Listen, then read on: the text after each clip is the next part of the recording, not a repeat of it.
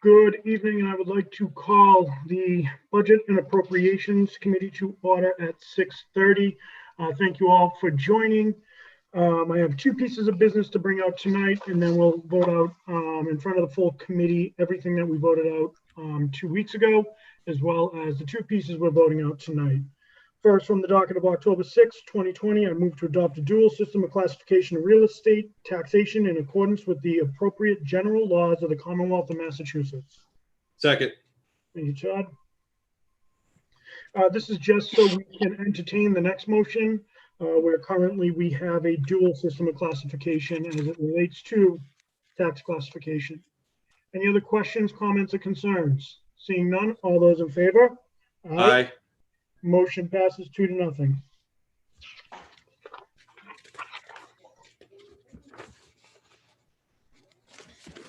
From the docket of October 6, 2020, I move to adopt a classification factor of 1.35% for fiscal year 2021.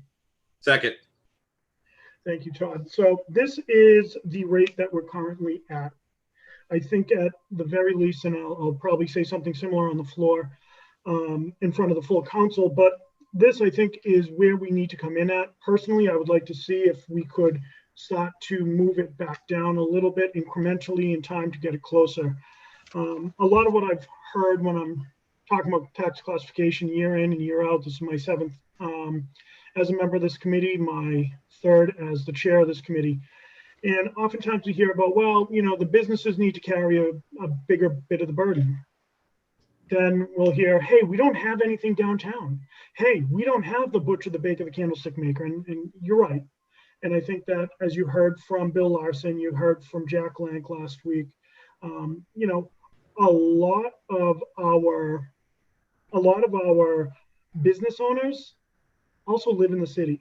So it is a delicate balancing act. And I think that you'll see some pieces of business come out over the next several weeks that's going to be helpful, and one that we hope that we'll be able to continue to move the gap, because we want to be cognizant of the taxes for both businesses and individuals. There's a lot going on. So this makes this year really important. And you're also looking that we're in the midst of a pandemic as well.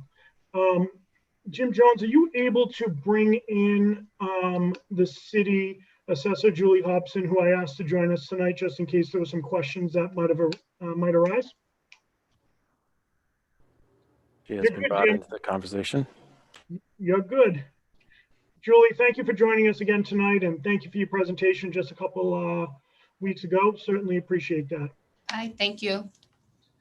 Todd, did I see your hand go up, Council Cobus, rather? Yes. I'd like to make a quick amendment to this, and I move to amend the motion to read a factor of 1.34 for fiscal year 2021. Can I get a second? Second. Would have to come from Council. Peter, just second. Yeah, no. Oh, hey. Conti's the second. And I don't believe I can second as the chair, correct? You have to do that on the floor then.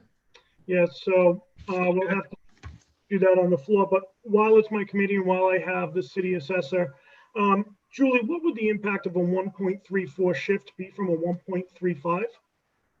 For the tax rate, the residential tax rate would be, I'm sorry, hold on 1 minute. No worries. So at a 1.34, the residential tax rate would be $14.80 per thousand. The 1.35 is $14.77. The commercial tax rate would be $21.22. At the 1.35, it's $21.38. Okay, thank you for that. And let's see, I'm just taking notes. Councilor Cobus, do you want to talk a little bit about what your thought process is on that? I'll talk about it on the council floor then. Will Julie be around when we have the discussion on the council floor? Unless President Cooper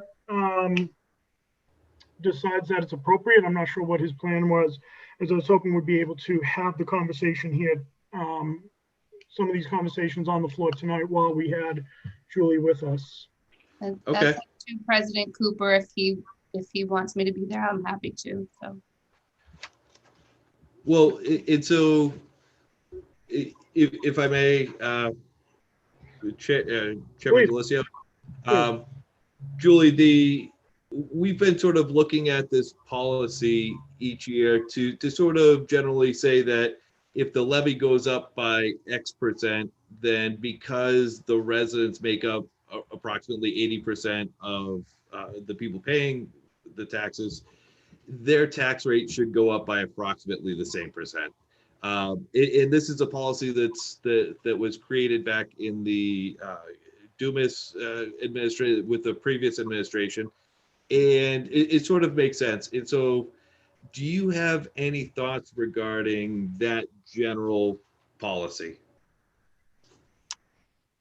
what I would say to that is it makes sense only because the value is growing there too. So it has a better ability to absorb it. If the commercial values are dropping, their ability to absorb that extra levy, it just isn't there. So that I understand that's why they put that policy in it, and it does make sense to me. But Okay, perfect. okay. Councilor Cobus, where you and I are on, I think, every possible committee together. I think there's 4 of them that we're on together, from public safety to budget to zoning land use, as well as the senior abatement. I'm hearing a lot from our seniors who are a little concerned about how they're going to pay their taxes. I'm getting this a lot. So I don't know if you wanted the opportunity to talk a little bit about when you're thinking that we'd be reconvening on the tax abatement committee.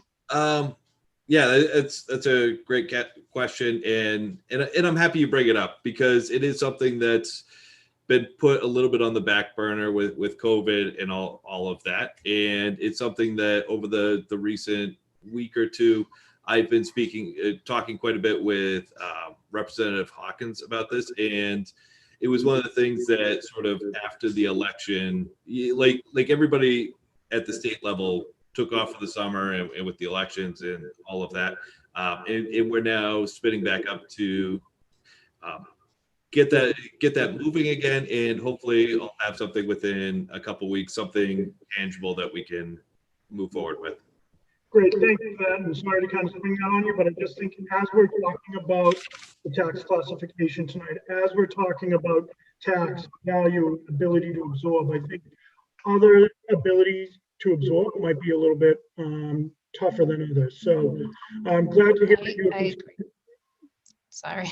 No, I do agree, and I really do feel for the people that struggle, and I would love to be a part of any discussions you have when it comes to helping people out. Excellent, thank you. Yeah, that's great, Julian. Thank you, because I think there's going to be a lot of, I think this council has a heavy lift in front of us for at least the next year, especially seeing how COVID continues. So, Councilor Conti, I saw you removed yourself from mute. Do you have anything you'd like to say? Yes, I'm sorry that I'm late. I broke every speed limit from Taunton to Attleboro to try to get here on time. Is there a motion on the floor, Mr. Chairman? There was a motion to amend that wasn't seconded. Okay, was there an original motion? There was an original motion, which we're allowing conversation about that motion. And could you repeat that motion for me, please? Move to adopt a classification factor of 1.35% for fiscal 2021. Thank you. I will not be supporting the motion as a recommendation to the full council. I did read Vice Chairman Cobus's PowerPoint presentation today, and I agree. Very pretty, very well done, but I don't agree with his conclusion. I do agree with a part of what he had to say inside his presentation, that a 1.32 split seems to make the most sense, and it's a logical transition. So that would I be supporting, and that concludes my comments. Okay, and you don't want to make that amendment here in committee, Rick? I don't believe it'll fly since, but I'll try it. Yes, I wish to make an amendment to the motion from 1.35 to 1.32.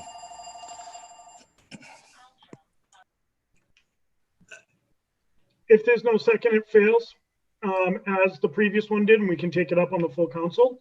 However, again, while we have Council Cobus? So I'm going to hold off on seconding it because I think it's too far, but I do respect the motion and appreciate that and look forward to talking about it more in front of the full council. Richard, thank you. And what I would ask, just so we're prepared when it comes to the full council, and keep in mind, if we didn't have a full council meeting after this committee, I would be taking this conversation and touching base with Julie anyway. So while we have Julie here, Julie, are you able to tell us what the 1.32 would look like versus the 1.34?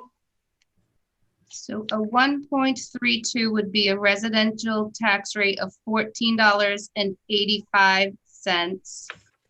And that's in comparison to $14.80 at the 1.34. The commercial tax rate would be $20.90 rather than the $21.22 at 1.34. Julie, would you repeat that commercial rate, please? It would be at 1.32, $20.90 per thousand. Okay, thank you. Sure.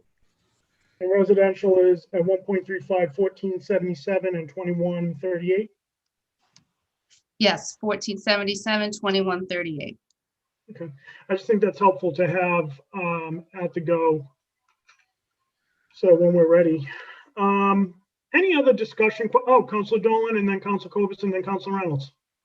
Hi, may I ask Julie a question through the chair, please? Please do. Can you clarify something for me, please, on the new growth pie chart? Mm-hmm. When personal property, when that starts to depreciate, when does that value go over to residents? Is it 5 years? Because doesn't that value go over to the residential side? Right. So personal property starts depreciating almost immediately. You know, it's almost like an automobile.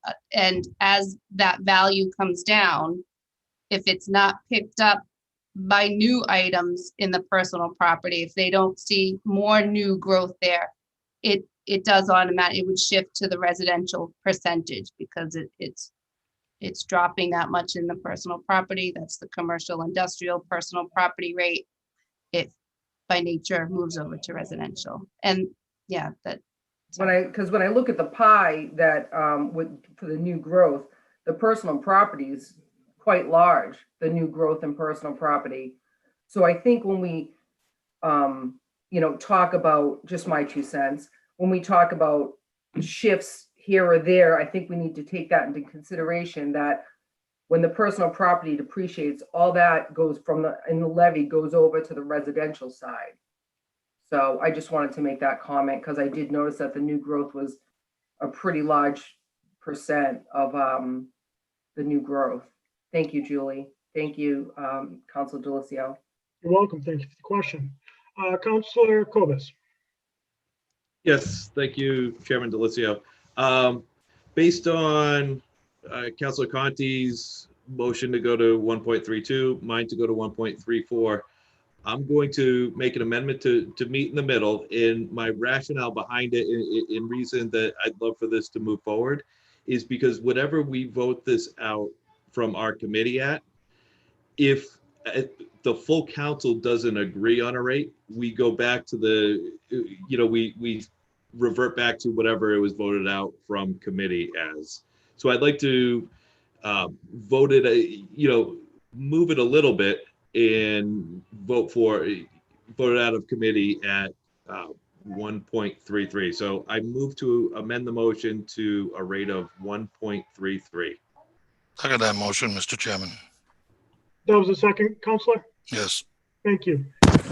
Councilor Cobus, any comments on the motion? So I believe 1.34 is the right rate. I believe Councilor Conti thinks 1.32. I'm happy to move it a little bit in this direction so that when we discuss everything and debate it before the full council, if we can't come to a decision, we revert back to 1.33. And Julie, are you able to tell us what the split is at 1.33, please? At 1.33. 1483 and 2106. Yep, at 1.33, 1483, 2106.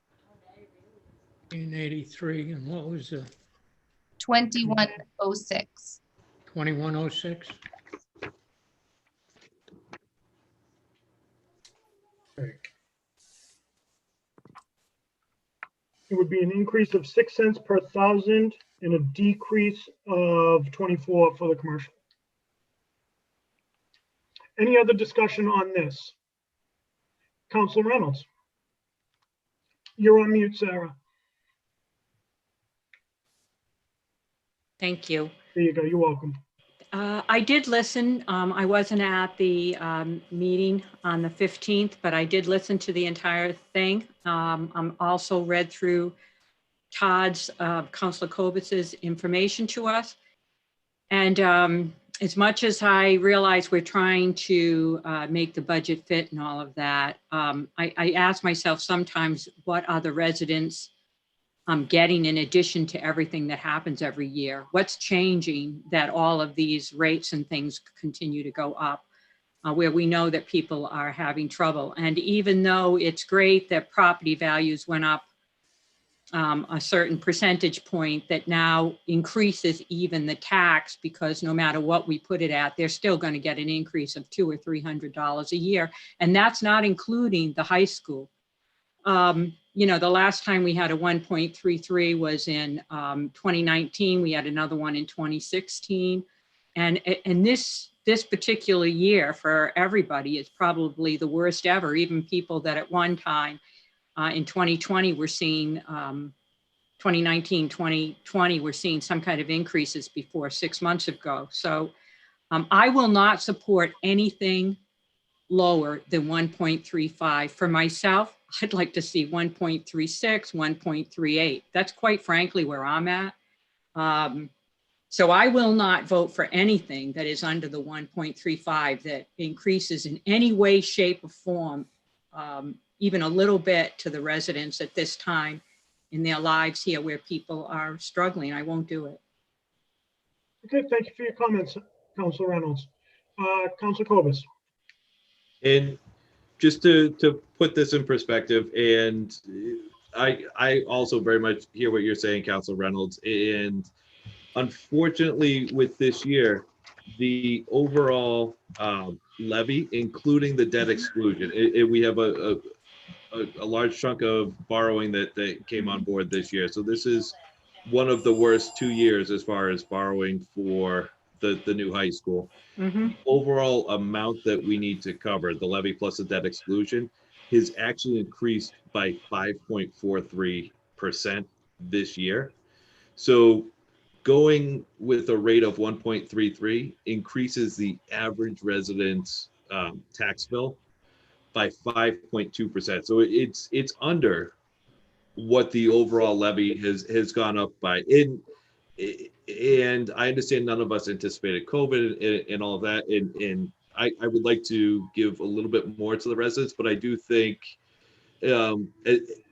it's about as fair as we can be as a council. So that's my thought. And we can agree or disagree, but that was some of my rationale. Mm-hmm. Thank you. Councilor Reynolds and Councilor Dolan. So I appreciate what Todd is saying. I appreciate what everyone is saying. I understand the values here. But the bottom line is people don't have it. They're already saying they don't have it to make ends meet now. And we're going to try to even, you know, you say to yourself, well, it's $6. Well, it's $6 on every 1,000, an extra $6 on every 1,000. That comes to something. And I just, I won't do it. I won't go above 1.35. I won't even consider going below that. I mean, if anything, I would go the other way, but if it does, for me, I will not vote on anything other than 1.35 at the very reasonable amount. Sure, no, understood. And I think, you know, a challenge this council had when I said we have some heavy lifting in front of us. And I saw Councilor DeSimone's hand go up. I'll recognize her after Councilor Dolan. You know, I think there's some exemptions we need to look at across the board. I think we need to work with our state delegation more than just the seniors, because, you know, I know moms and dads that are struggling out there. I know single parent families that are struggling. And unfortunately, taxes are going up. Whether or not we like it, right? They're going up. It's, you know, two things we can count on in life are death and taxes, right? So right now we're challenged in the most challenging economic time that we've seen in, you know, some say 100 years, some say 20 years, depends on who you listen to.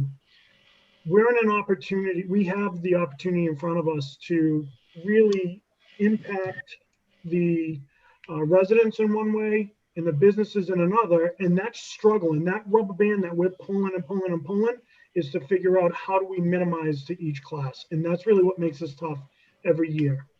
Councilor Dolan. So can I just ask Julie another question, please? You don't have to ask.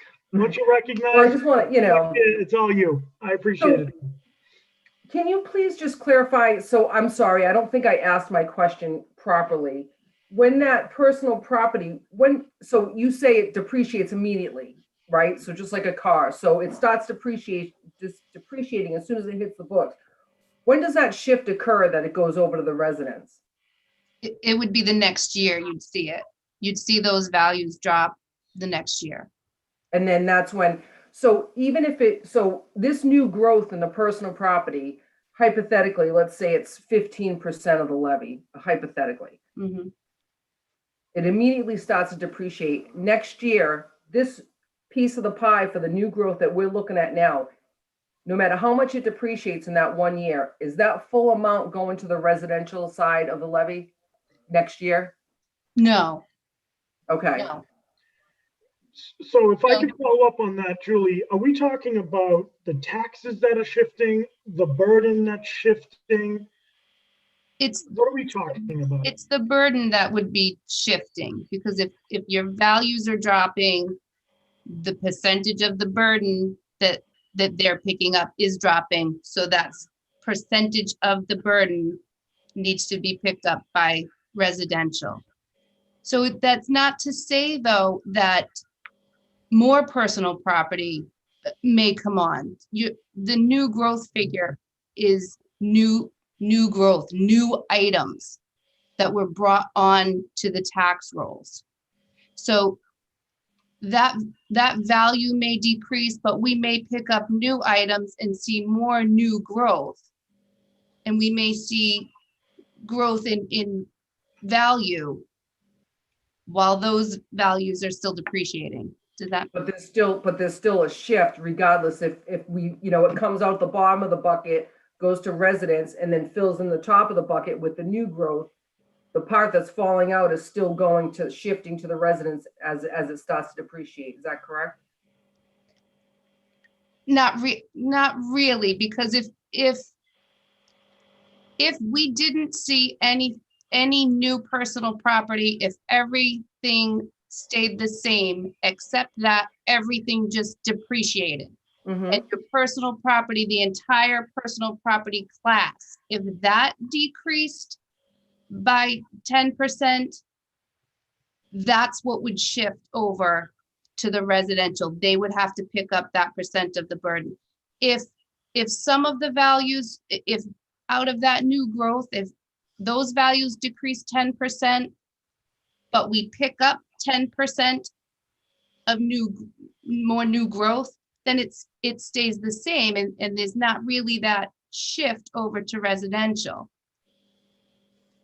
So if I could ask yet another follow-up, when we're talking about personal property, it's capped at 10,000, correct? $10,000? We do not tax personal property accounts under $10,000. Councilor Corbis?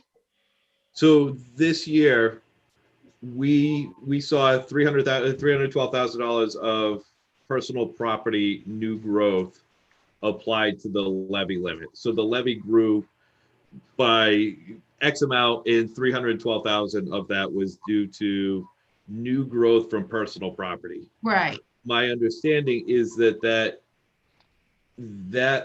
money that depreciates roughly over 5 years, depending on what the items are, but for most items, it's approximately 5 years. And so over that 5 years, that $312,000 that the levy grew by will eventually be shifted onto 80% of it onto residents, because it's roughly an 80-20 split. Is that Right. accurate? Okay. Right. Yes. Yes. To a certain point. Yes. Okay. I agree with that. I'm sorry. Yep. You're 100% right. Yeah.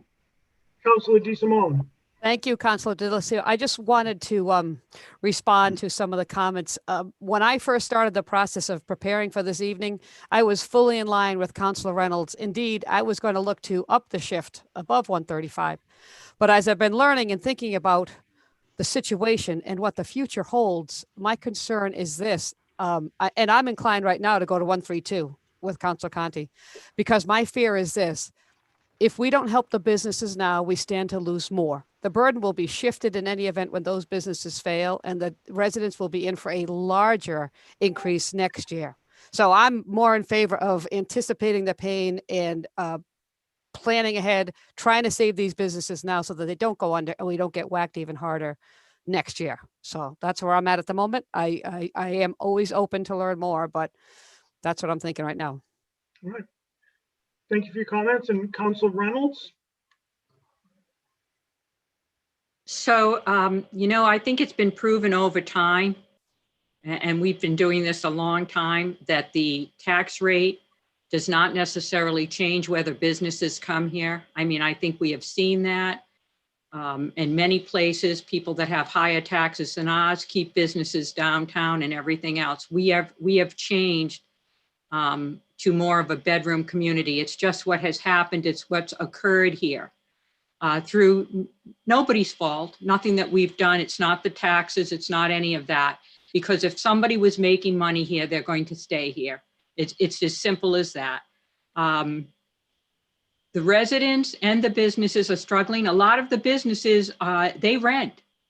They rent their property. They don't own it. A lot of people don't own it individually. They rent a piece of property by an absentee landlord or someone else, and they will probably see an increase in their rent. Just like some of the people that are renting individual properties here continue to see an increase in rent. That's what happens when we raise taxes.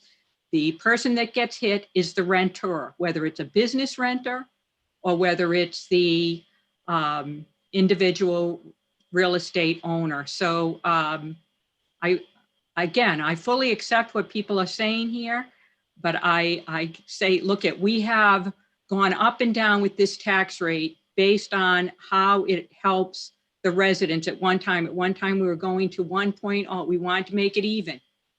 And we found out we couldn't. The closest we got, it was in 2018 when we went down to 1.28. That's the closest we ever came to it. And then immediately in 2019, when things weren't even as bad as they are right now, we shot up to 1.33. Then we shot up to 1.35. And now we're suggesting we're going to go back down when we're in the worse than we were then in 2017. No, it makes no sense. It will not make sense to the residents. And I heard business people say, keep it as it is, 1.35. They said it. Even Bill Lawson, who is continuously trying to reach that median point, said, keep it at 1.35. Jack Lang said, keep it at 1.35. Two people that every year come out and say, let's be fairer to the business. Let's be fairer to the business. They said, let's keep it as is. So I am for keeping it at 1.35 unless we're going to go upward, because it makes no sense that you get two of the most important business people in the city to the public hearing and ask us to keep it at 1.35. And then we in our suggest, oh no, let's bring it down to 1.33, 1.32. I won't do it. Thank you for the time. Councilor Reynolds, thank you for your impassioned comments. I think as I mentioned earlier, this year is a struggle for us. You know, in years past, right, we didn't have this pandemic. But you gave us some food for thought, and I appreciate this. I'm going to end with Council Blair, and then I'm going to we'll vote on the amendment. I understood both Mr. Larson and Mr. Lang saying not to go up. At the worst scenario, keep it where it is. I think both of those people would prefer, in my opinion, and listening to them, would like to see that rate drop for businesses. But I think in the atmosphere that's out there, they were pleading not to increase taxes on the business side. I think that's what their plea was. It's a no-win situation. I mean, everybody's hurting. Businesses are hurting. Councilor DeSimone, I think they hit the nail on the head. If we lose businesses, it's really going to shift over. So if we can save the businesses a few $100s or $300 or $400, whatever, it's certainly going to help. And taxes, I've argued this before, taxes make a difference when a business is looking to relocate somewhere.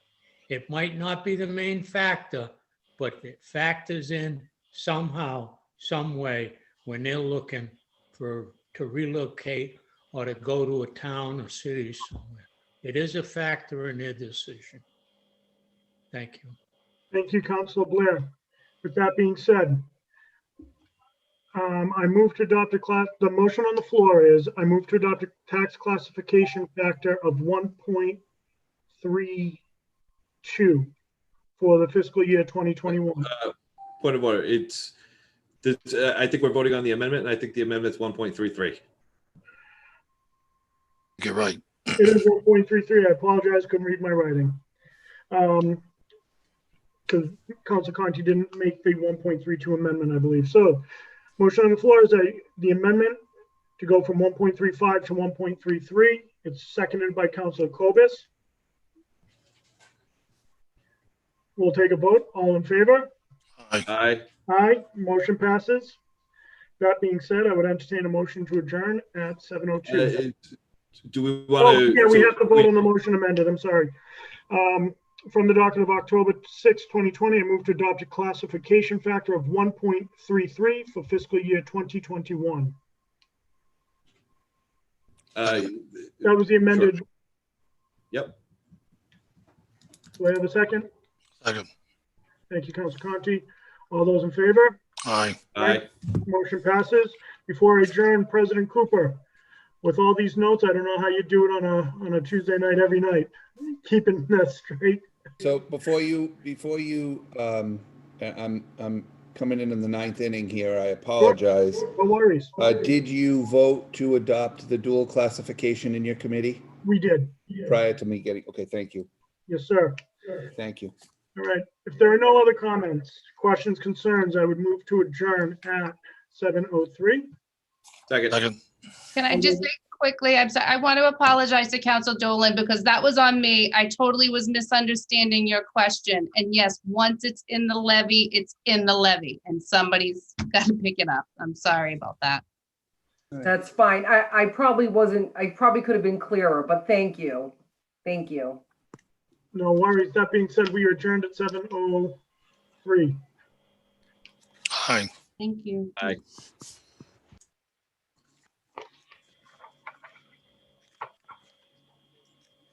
Is Miss Ravad on?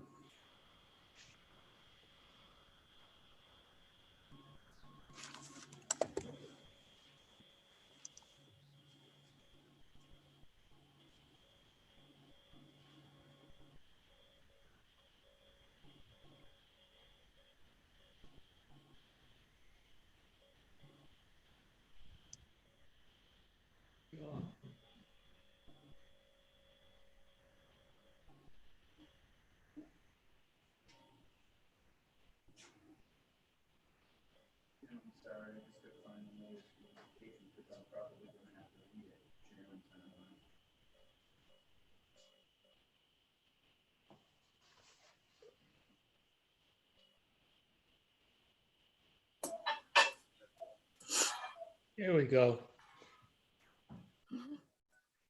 I'd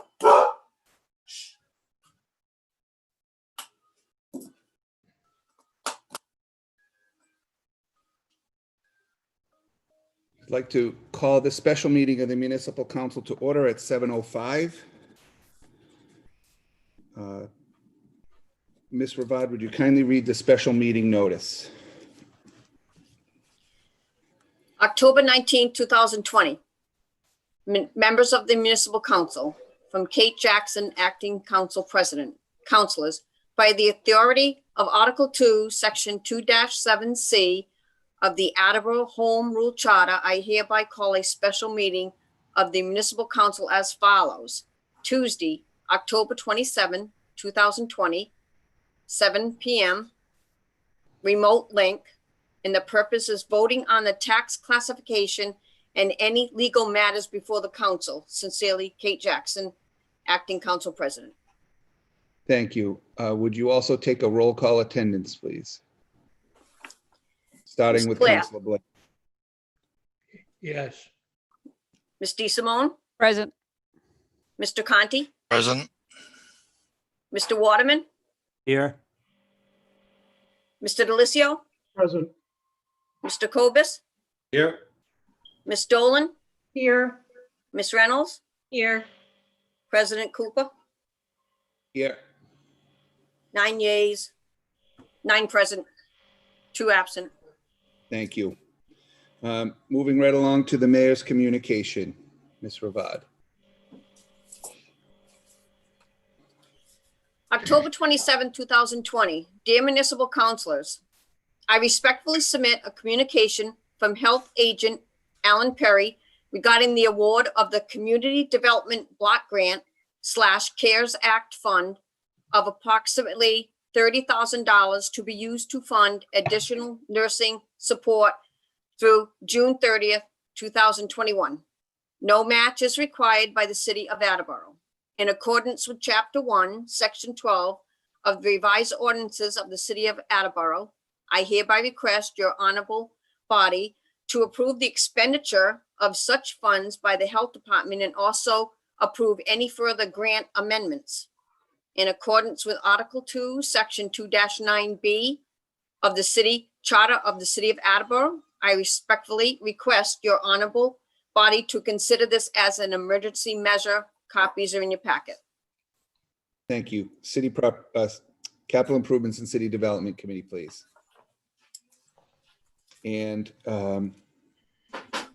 given us that this is a special meeting this evening, I have called for all of you to have committee meetings next time at the appropriate time. I know we're going to have some tonight as well.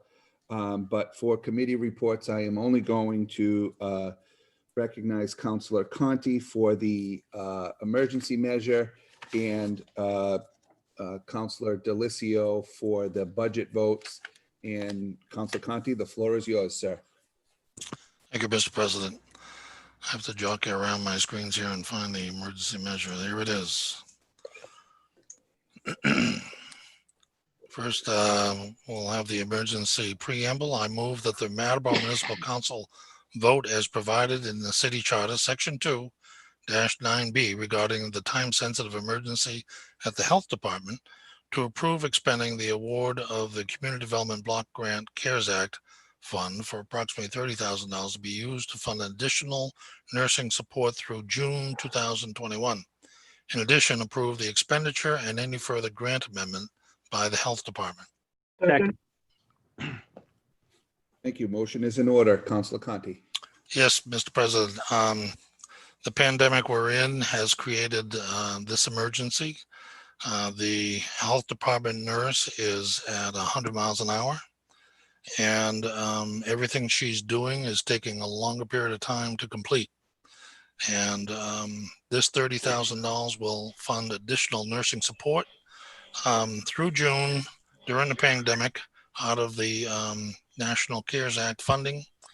And I would encourage my councilors to recognize this emergency. That concludes my comments.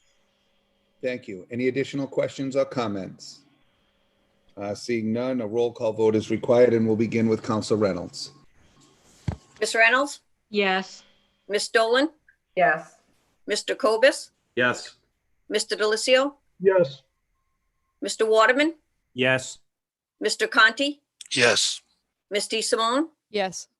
Mr. Blair, yes, President Cooper, Yes. 9 yeas, 0 nays. Thank you. Motion passes. Now on to the emergency measure. Councilor Conti. thank you, Mr. President. From the docket of October 20th, 2020, I move that the Attleboro Municipal Council, as an emergency measure, to approve expending the $30,000 grant from the CDBG CARES Act awarded to the Health Department, and also to approve any further grant amendments. Second. Thank you. Motion is in order. Any additional comments, Councilor Conti? I do not. Thank you. Any additional questions or comments from the council? Seeing none, a roll call vote is required, and we'll begin with Councilor Blair. Mr. Blair, yes, Ms. DeSimone, Yes. Mr. Conti, Yes, Mr. Waterman, Yes. Mr. Delissio, Yes. Mr. Cobus, Yes. Ms. Dolan, Yes. Ms. Reynolds, Yes. President Cooper, Yes. 9 yeas, 0 nays. Thank you. Motion passes. Councilor Conti. that concludes the emergency measures and the business from the Capital Improvement and City Development Committee. We look forward to a meeting at the next appropriate time. Thank you. Councilor Delissio. Thank you, President Cooper. Reporting for budget and appropriations. I have several motions to bring before the council this evening. From the docket of October 20th, 2020, I move to rescind council vote number 15 of June 23rd, 2020, and replace it with the amount listed below.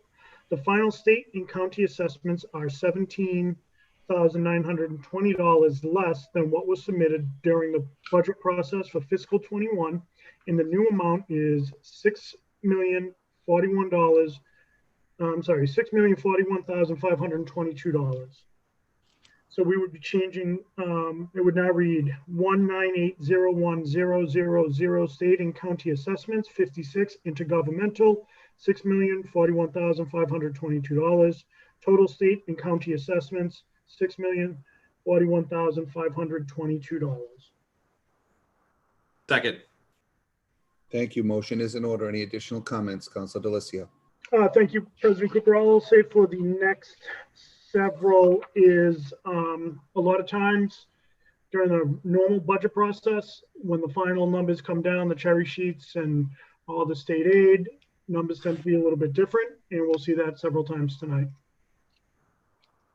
Thank you. Any additional questions from the council? Seeing none, roll call will begin with Councilor Reynolds. Ms. Reynolds, Yes.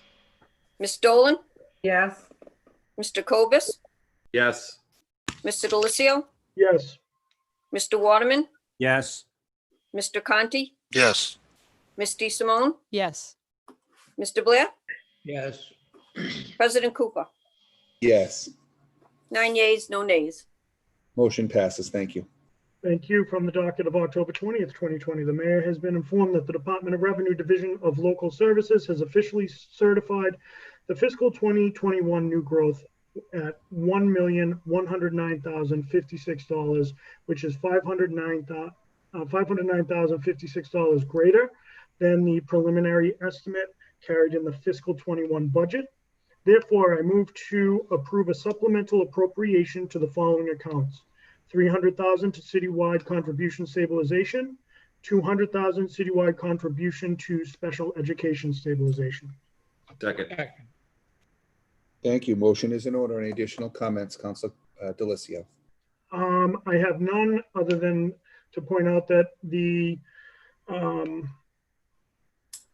DOR has certified fiscal new growth at $509,000 more than what we expected.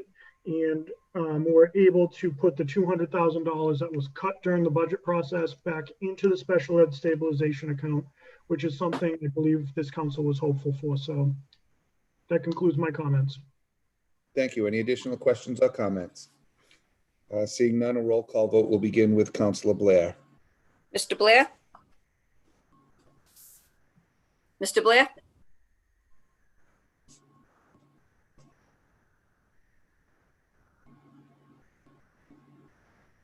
He's Mr. not on Blair? mute. It looks like his computer froze. Oh, okay. You can come back to him, Okay. Ms. Ms. DeSimone, Yes. Mr. Conti, Yes. Mr. Waterman, Yes. Mr. Delicio, Yes. Mr. Cobus, Yes. Ms. Dolan, yes, Ms. Reynolds, yes, President Cooper, Yes. Mr. Blair, yes, 9 yeas, 0 nays. Thank you. Motion passes. Thank you. From the docket of October 20th, 2020, I move to approve the request of the mayor to appropriate $1,694,354.36 of available free cash from account undesignated fund balance free cash to fund the fiscal 2021 general government annual budget. Second. Thank you. Motion is in order. Any additional comments? We have none. Any questions or comments from the council? Seeing none, roll call vote will begin with Council Reynolds. Ms. Reynolds, yes, Ms. Dolan, yes, Mr. Cobus, Yes.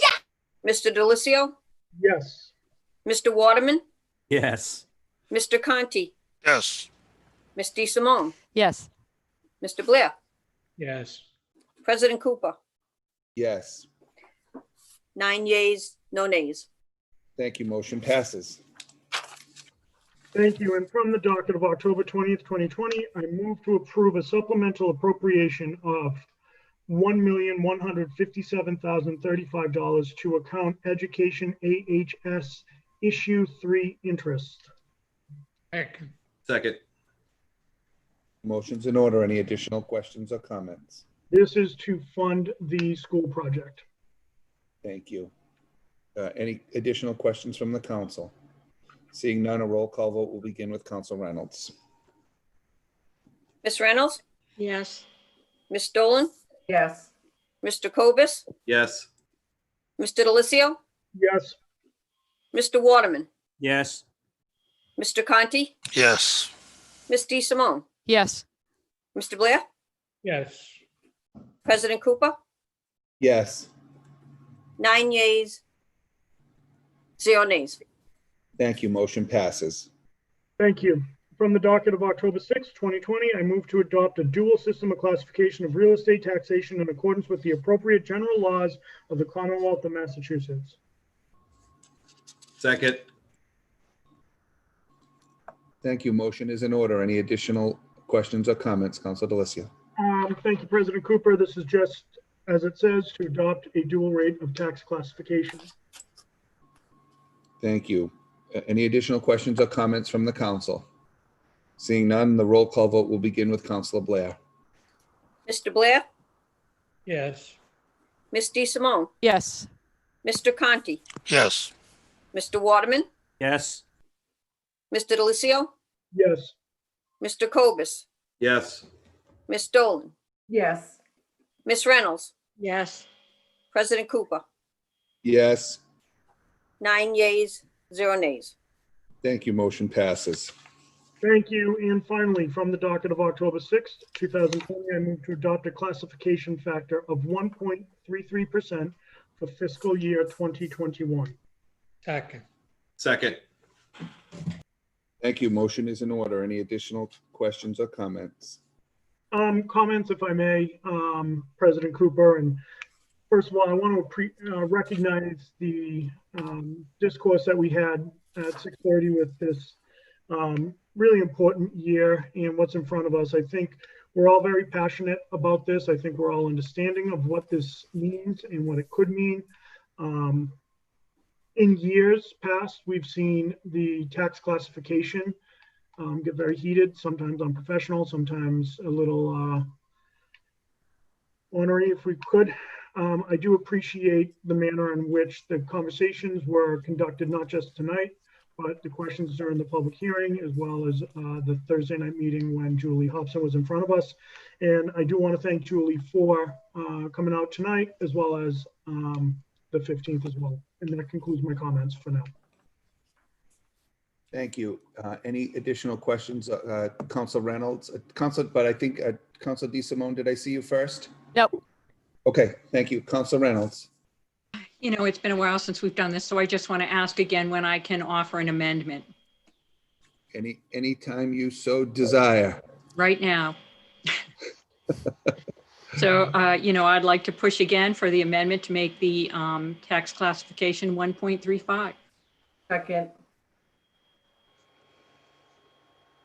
Okay, so we are, any questions or comments from the council? We have the original motion was amended to 1.35 and by Council Reynolds and seconded by Councilor Dolan. Any Councilor Cobus?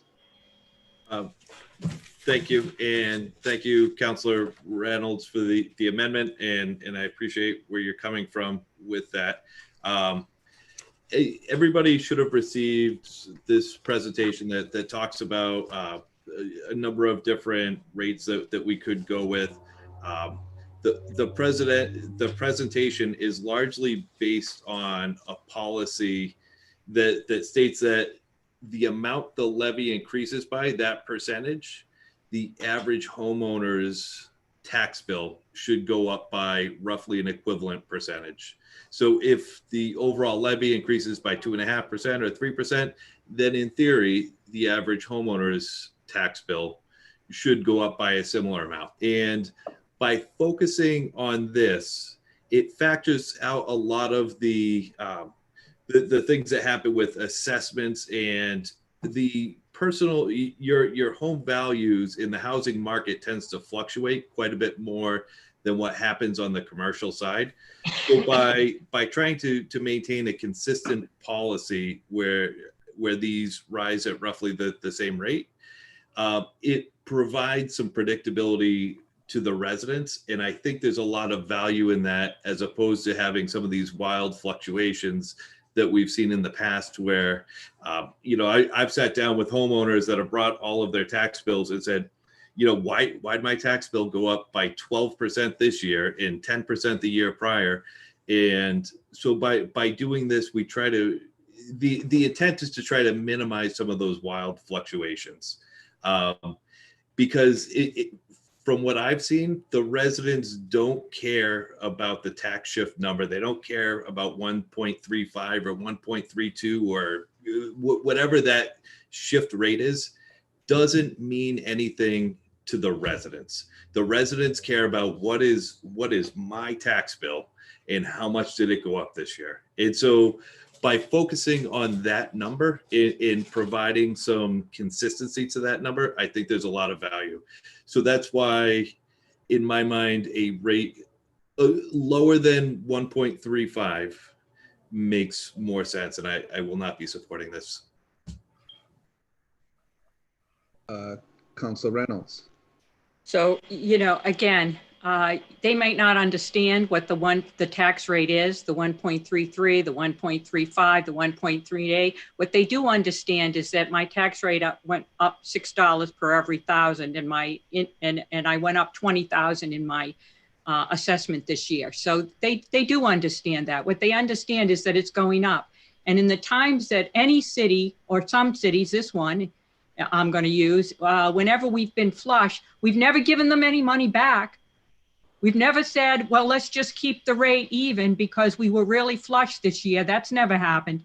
So when things are difficult for the residents, quite frankly, the people that keep this city going, I say that we keep the tax rate, and maybe we should make that clear. It's the tax rate that raises or continues to raise their rate, as well as the assessments. They know the assessments do. Everybody's talking about their assessments went up anywhere from 10 to 25,000 this year, some people are saying. So they understand they're going to get a bigger tax. So the bottom line is if my people that I talk to, when I tell them it's about the rate, they understand it. It might only be $6 here or $10 or whatever it is, but per 100,000, that's a lot if your house is at $300,000 or $500,000. So I understand what everybody's saying and why you want to keep, you know, it makes sense, but it doesn't make sense to the people that are already struggling. And so I rest my comments there. Thank you. Any additional, Councilor Waterman?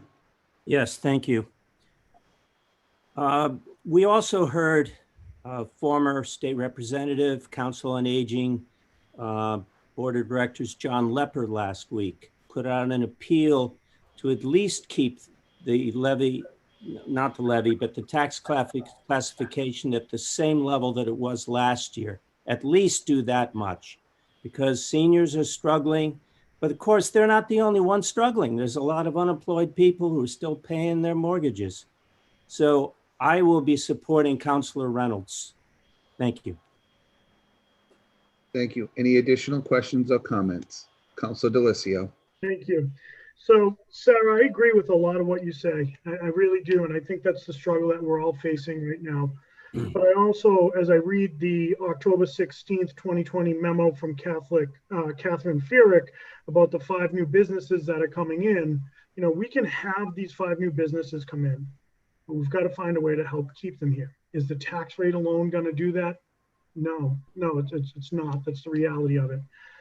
I think what you said, Sarah, that made the most sense, and it ties into what Councilor Kobus was saying. These large swings one way and then back another way and then back another way, like that's what we've got to be cognizant of, and that's what we've got to try to limit and control.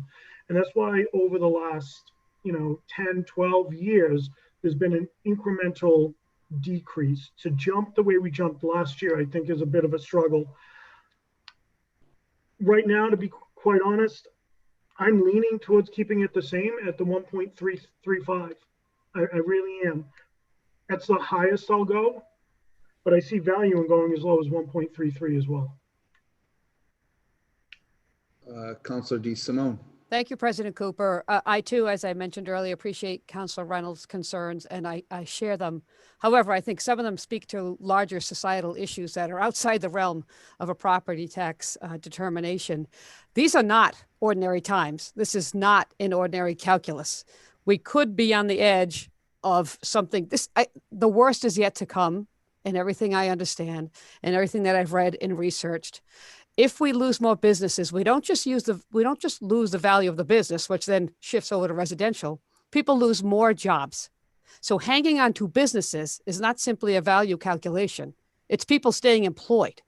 So there's a double importance, if you will, to me at this point, in trying to salvage as many businesses as we can, because the apocalypse is not over yet. We have not hit the bottom. And I also think if we don't make adjustments now, the hit that residents take next year is going to be all the greater, because they will bear the burden of it all next year. So this is not ordinary times. It's time to buckle up, kids, because it's going to be a bumpy ride, and there's absolutely no way around it. We cannot save ourselves from the situation we're in. We've got to do the best that we can. And that's to be honest and look at the situation and do what's right, which is prepare people for what's coming. And I think we need to start taking steps in that direction. I don't mean to be all doomsday. Thank you, President Cooper. Thank you. Councilor Blair and then Councilor Dolan. I want to thank Councilor DeSimone for her comments. I've been against this tax shift since it was initiated, and it has proved nothing but bad for businesses in Attleboro. I personally think the 1.33 is the way to go. I think if we don't do something, then it's gonna drive more businesses out. You're not gonna attract anymore, because it fits in the equation when new businesses look to expand into a different town or city. I will be supporting the 133, and it hurts me to a far greater extent than the average homeowner, and I still support the cut. I'm not looking for a break, because voting for the 133 really, really hurts me as a taxpayer. Thank you. Councilor Dolan and then Delicio. So, I mean, obviously this is a difficult decision for everybody, and it hurts everybody. And I agree, with to an extent about hurting the businesses, but you also need to keep in mind that there are people out there that are on unemployment and don't have any extra unemployment. Their weeks are running out. And in order to keep these businesses afloat, you need people to be there to spend money. So it's like a double-edged sword. You want the business to stay open, but the people need to be able to afford to go to these businesses. So I get it. I agree. And I think this is difficult for all of us. None of us want to do any of this. I do think that there might be darker times ahead, but we don't know, and we don't know what we don't know. So I don't want to base my vote tonight on something that I don't know. If, when, to what extent something will happen. So I'll support the 135, but I don't want to go any lower than 134. And this will hurt, it's going to hurt all of us. We're all homeowners. This, one way or the other, it's going to hurt us all, no matter which way we go. So thank you. That concludes my comments. Thank you. Councilor Delissio. Thank you, President Cooper. So listening to Councilor DeSimone and Councilor Blair, a couple just things I have to say. I think Kathleen, very astute, especially going through this for your first time. I think you raised some really, really cogent points, talking about the calculus, talking about how we need to look at this. And, as we were talking half hour, 45 minutes ago in committee, this needs to be one step in a larger conversation. I've already engaged the state delegation into looking at different exemptions and I know Kathleen, you and I, we're not on any committee together. We've had similar conversations. I've been really focusing on looking at how do we minimize impact across the board. And, Councilor Dolan, when you talked about, we have, people need to be able to spend the money at the businesses to keep them afloat. Yeah, that's part of the dichotomy of this whole thing. But what really kind of drove it home for me was Councilor Blair. Really someone who's in that situation, who's able to speak to the impact and still understand what the bigger puzzle is. This can't be the end of the conversation tonight. And I think too often, as soon as tax classification's done, we're like, that's over. Same with budget, same with CIP. But we've got to keep these conversations going. So it's not a giant surprise at the end of the year. 2, we're able to better plan for it. So I'm off my soapbox, President Cooper. Thank you. Any additional, Councilor DeSimone and then Kobus. Thank you again, President Cooper. Just to follow up on Councilor Delissio, this has to be part of a larger and ongoing conversation, which is why I've been talking to the assessor about the small business exemption, the residential exemption. We need to at least explore those, maybe rule them out, but they should be on the table to be considered. I've reached out to the city collector about possible making monthly real estate payments. There are some cities and towns that let residents pay in smaller installments. Part of the problem with the property tax bill is it's a big whack 4 times a year. In some places, it's a whack 2 times a year. Maybe we can spread those out. I know it's not this solution, but maybe it'll help. I think we need to also consider additional revenue. How can we create more revenue on the city side? So exploring with the treasurer something called a foreclosure registry, accessory dwelling units with the city planner, things to do that are smart long-term that will save the city money or bring the city money. So which in the long run will also help to alleviate some of the burden on the residents. So I think Councilor Delissio, your point is well made that this is part of an ongoing larger discussion. Thank you. Thank you. Councilor Kobus. Thank you. I'd also like to echo that, Councilor Delissio, Councilor DeSimone. You are very correct that there's a lot more that we can do in that the tax shift alone doesn't have a huge impact. And whether, we argue about 0.1 this way or that way. Just the point I wanted to make is that for every 0.1 that we go up or down, the impact to the average homeowner's tax bill is $10. So for every 0.1 we go in one way or the other, we're talking about $10 to the average homeowner for the year. So it's not a ton of money. And the other point I wanted to make is Councilor Reynolds mentioned that, when times are good or when things are going well, we don't shift things drastically in one direction or back to help out the residents. But 3 years ago, we had one of the largest shifts that we've seen in the last 15 years, moving it to, I think we went from 1.28 to 1.34. And that was all based on this policy that tries to minimize the wild sways that we see. And the reason we had that large jump back then was because we saw a huge amount of commercial growth that year that has dropped off over the last 3 years. We haven't really seen any commercial growth over the last 3 years. So when the formula and the policy dictated, we had a huge swing so that we could minimize the wild impact to the individual residents' tax bills. Now, this year, the policy says we should go all the way to 1.32 in order to keep things consistent and stable. My thought is we should meet somewhere in the middle between 1.32 and 1.35 because it is a special year and due to COVID and all that and considerations due to that. And also because it's the biggest impact we've seen due to the debt exclusion. So I think we should meet in the middle a little bit this year as a result of those considerations. But the policy is suggesting we should look at 1.32. So that concludes my comments. Thank you. Any additional comments? So we will have a roll call vote on the amendment, beginning with Council Reynolds. Yes. Ms. Dolan, Yes. Mr. Cobus, No. Mr. Delacio, No, no, no, Mr. Waterman, Yes. Mr. Conti, No,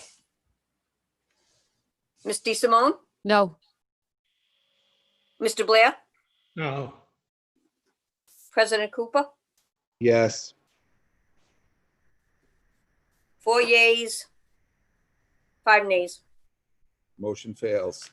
The amendment fails, actually.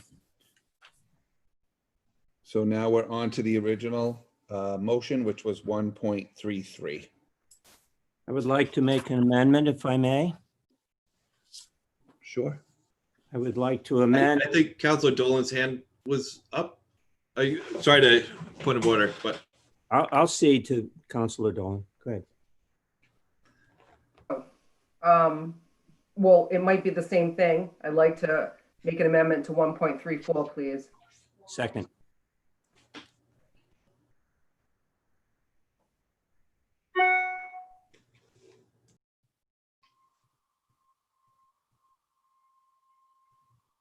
Okay. Motion is in order to amend to 1.34, made by Councilor Dolan, seconded by Councilor Waterman. Any discussion? Councilor Cobus.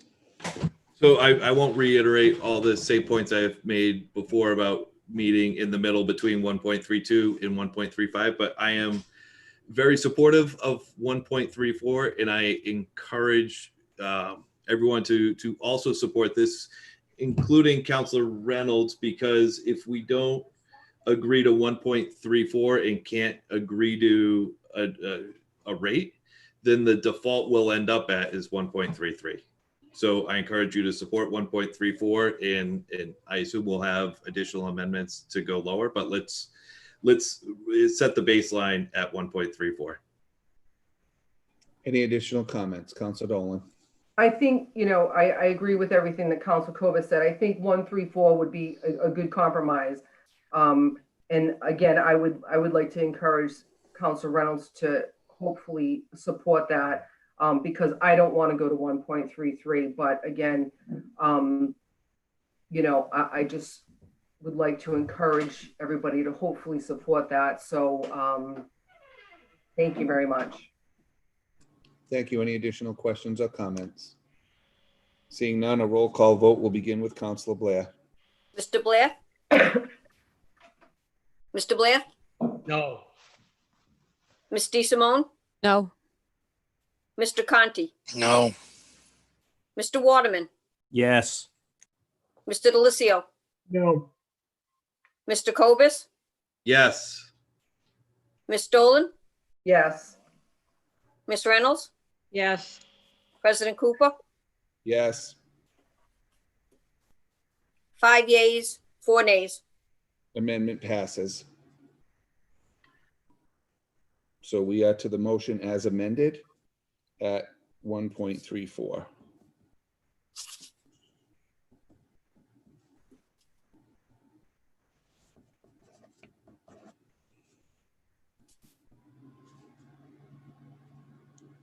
Any additional questions or comments? We are voting on the motion as amended to 1.34. Seeing none, a roll call vote will begin with Counselor Reynolds. Ms. Reynolds, Yes. Ms. Dolan, Yes. Mr. Cobus, Yes. Mr. Delicio, Yes. Mr. Waterman, Yes. Mr. Conti, No. Ms. DeSimone, Yes. Mr. Blair, no, President Cooper, Yes. 7 yeas, 2 nays. Thank you. Motion passes. Thank you, President Cooper. That is all the business I have for budget and appropriations. And we'll call for a meeting at the next appropriate time. Thank you. There is one item of old business, and for that matter, I will recognize Counselor Cobus.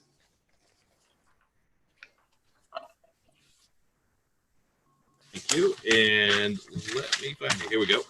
I move to include the planning board for a joint public hearing already called on October 20th, 2020 on November 17th, 2020 to address the request for a street discontinuance for Crown Street as stated below, or for Crown Street, period. Second. Just read the rest of that. Okay. From the doc.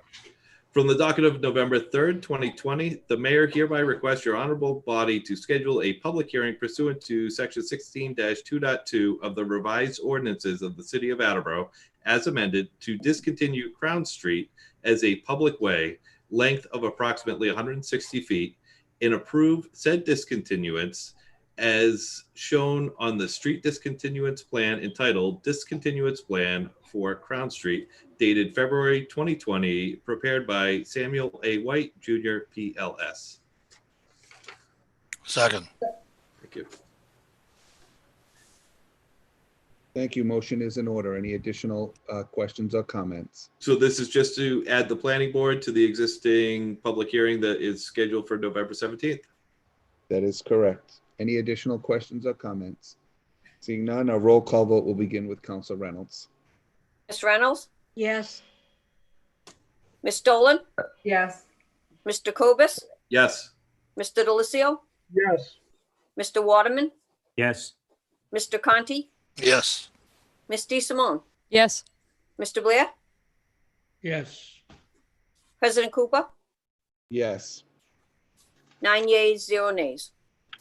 Thank you. Motion passes. And I am going to refer that matter to the Zoning and Land Use Committee and to the Planning Board. And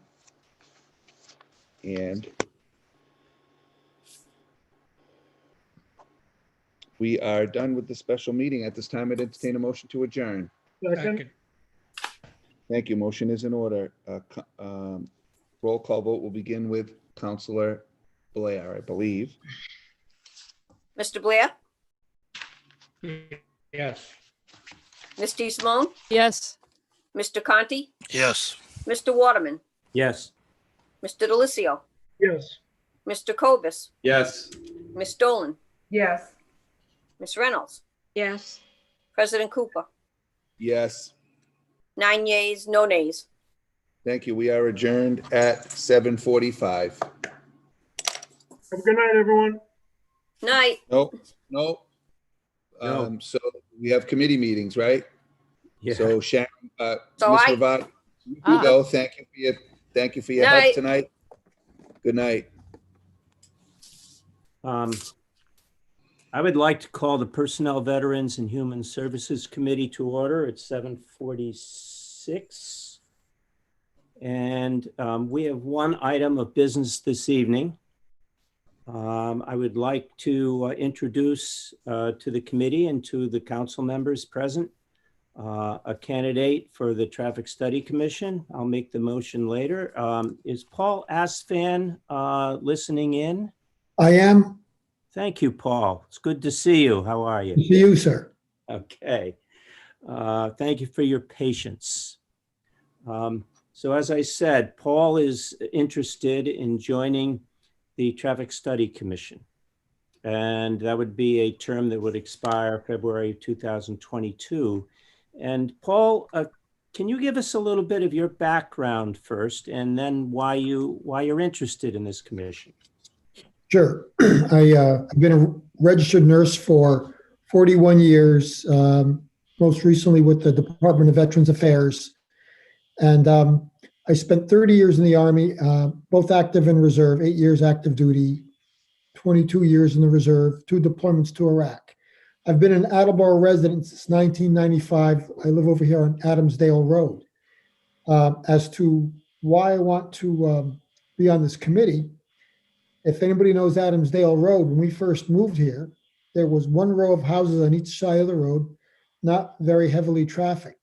Now, the neighborhood has expanded and people speed on our road. Most recently, there was a fatality on our road about approximately a quarter mile down from where we live, my wife and I live. A couple in their 60s like ours that was walking on the side of the road.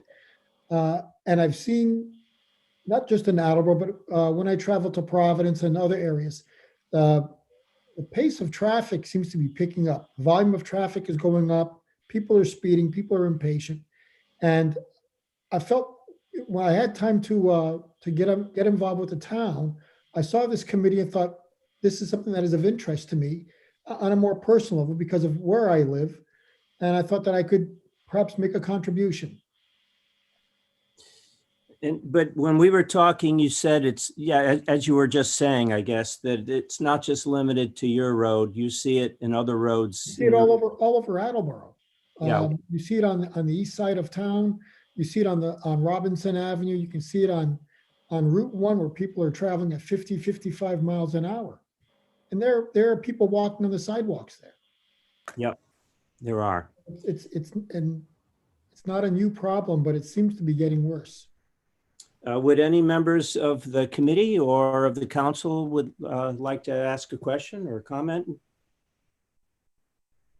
Mr. Waterman, may I? Yes, you may, please. Thank you. Mr. Asfan, first of all, thank you for your service. Wow. Thank you very much. And number two, as a member ex officio of the Traffic Study Commission, I welcome you and I share your concerns and your observations as well. Speeding is a big issue that we have a lot to do in the city. So I welcome you and your voice and your experience, and maybe you can help us work to improve the situation. So thank you and welcome, sir. Thank you. Anybody else like to jump in? I'll jump in. Thank you. I just want to thank you. As you know, I'm your city councilor down here in South Attleboro.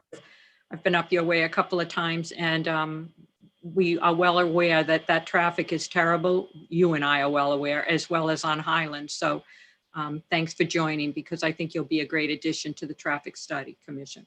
Thank you. Thank you very much. If The floor is open for anybody. I could. Yes, you are. Mr. Asfan, thank you for joining us and for volunteering. I just had a quick question. What was your MOS in the Army and where in Iraq were you? I was a nurse corps officer. Okay. I was there in 1990-91 in the first Gulf War. I worked in a combat support hospital in Saudi Arabia and Iraq. And then in 2006-2007, I was the deputy commander for a 2-hospital task force in Tikrit, Mosul, and Al-Assad. Okay. I hung out at Fort Summerall in Tikrit for a little bit. So yes. Anyway, so I am thank you. Excited to see veterans stepping forward and in volunteering, in anybody getting involved and willing to do this. And so a heartfelt thank you for your service, both to our country and to our city. Thank you so much. And I look forward to working with you. Thank you, sir. Council Waterman, may I? Yes, you may, Councilor Deluzio. Thank you. Mr. Asfian, thank you again, as everyone said, for your service, but thank you for continuing your service by volunteering your time for what I feel sometimes is an overlooked committee in terms of importance. And, you know, people joke about, hey, let's put in a stop sign or a speed limit sign. Well, it's really important, you know, especially when you mentioned the streets that yourself and Council Reynolds mentioned. I live off of Tiffany and County Street, so, you know, we see this as very real, and I cringe when I see kids getting on and off school buses sometimes and people not obeying. So I appreciate your impassioned plea and why you wanted to come on board, and I'll be proud to support you. Thank you. Thank you, sir. Paul, one comment. I would guess that of all the calls that I receive from constituents, from people who live here, I would say well over 50% of the calls are about the issues that the Traffic Study Commission deals with. So this is a very important commission in my mind, very important. So thank you. Would anybody else like to share before we go on and make a motion? Well, perhaps we're ready for a motion, so I will do that. From the docket of November 3rd, 2020, I entertain a motion to approve the appointment of Paul Asfan, 17 Adamsdale Road, in Attleboro, to fill an unexpired term on the Traffic Study Commission, term to expire February 2022. Second. Thank you. Are there any further conversation or comments? Well, seeing none, I think perhaps we're ready for a vote. On the committee, all those in favor? Aye. Thank you. Opposed? I hear none. Vote passes 3-0. Thank you very much, Paul, for coming. We appreciate it. We'll be in Thank you. touch. Very good. Thank you. Okay, thank you. And I move to adjourn the committee. Second. Second. Thank you. All those in favor of adjournment? Aye. Aye. Aye. Opposed? None. And that concludes the business of the Personnel, Veterans, and Human Services Committee. We'll meet at the next appropriate time. Thank you.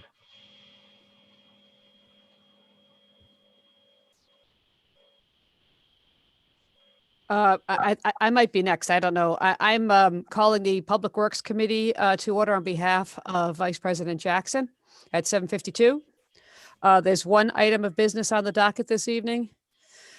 Well, to discuss this evening. From the docket of November 3rd, I entertain a motion to approve the request from National Grid to install conduit from an existing manhole on Wall Street for service to a new apartment building. Second. Thank you, Councilor Dolan. I think it's fairly straightforward and self-explanatory. See any need for further discussion? Okay. So all those in favor? Aye. Aye. Okay. Aye. Pass. All right. Thank you very much. Then I would, that concludes the business. I'll call the meeting. I would move to adjourn the meeting at 7:53. Second. Thank you. All in favor? Oh, all in favor. Thank you, Councilor Aye. Dolan. Aye. Thank you. Meeting's adjourned. Calling the Zoning and Land Use Committee to order at 7:53. So we don't have any real business to talk about tonight, but the one thing I did want to discuss was the Water Resource Protection District. And we're not going to vote it out tonight, but I wanted to give people on the committee and anyone else a chance to discuss this. Last week, we sent out Gary Arazian's suggestion for amendments to this Water Resource Protection District. In the general intent of those changes was to address the underlying concern, which resulted in us introducing this new business. And that was the complaint about how long it takes to sort of move through these requests for construction and work within these water resource protection districts. And so Gary's change that from requiring a public hearing with the planning board to just requiring approval from the planning department. So with the thought being that they'll be the special permit granting authority, and we'll be able to turn these requests around within approximately a week, as opposed to taking potentially over a month based on scheduling and this, that, and the other thing. And so I think this is a good compromise between, really wanting to make sure we protect these water resource districts, and with being supportive of developers within Attleboro and being business friendly. But so with that said, if anybody has suggestions for changes to that, please send those through Virginia. If I don't hear anything within a week, we'll publish the changes and call for a special hearing in 2 weeks' time. And I'll start by recognizing President Cooper. Thank you. So I did have the opportunity to only read Gary's the first part of the email.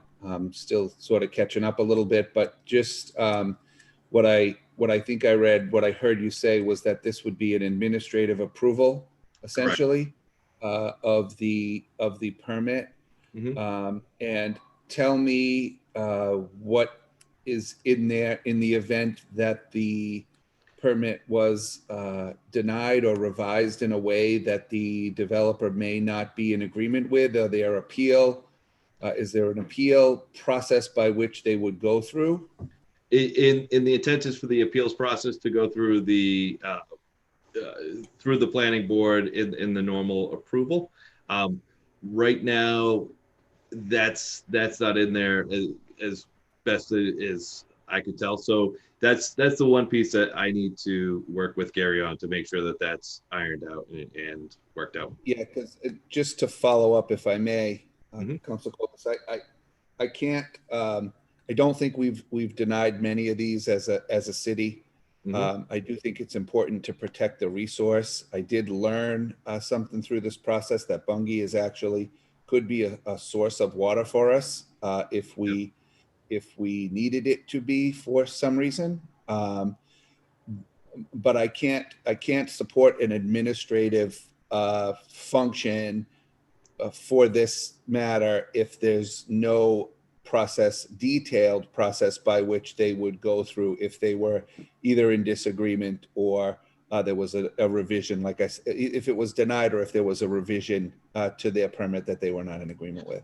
I'm 100% with you, and I won't bring it forward unless we have that the appeal process in there. And you're right. It was news to me that we could use the Bungie River as a water source potentially if the city needed to, which is a great resource to have. And then just one more follow up, just if I may, Mhm. if when this is just procedurally, when this you get these this appeal language built into the proposed ordinance and you review it before your committee to have a public hearing, we just want to make sure we have Planning board. what we think we're going to put forward so that we can advertise and do all the things that we need to do from a public input perspective. Absolutely. Thank you. And Councilor Reynolds. So I had the same comments when I read it as President Cooper did. One of my other comments in regards to it is that it really only affects one builder in the city who has 28 lots there. So it affects one builder and has been affecting them for over 20 years. There's a lot of history behind it as well. The builders that live in North Attleboro or building in North Attleboro next to the Bungie River have no problems building. They're allowed to build there. It's only Attleboro, even though they drop off all kinds of sanding and salt and everything else every year, that probably hits them more than any of the builders' stuff because the builders have to build all the retention walls. So I am going to suggest that what Gary wrote to us didn't eliminate anything. It just looked like he added things. I found it hard to read because not only were the description of what's already there, he didn't suggest to us what he wanted to eliminate. but he added more things. So I have a problem with how it is written. I did talk to you, Todd, about this. I couldn't find out what the differences were, what it actually meant, what he wanted to take away and what he was adding.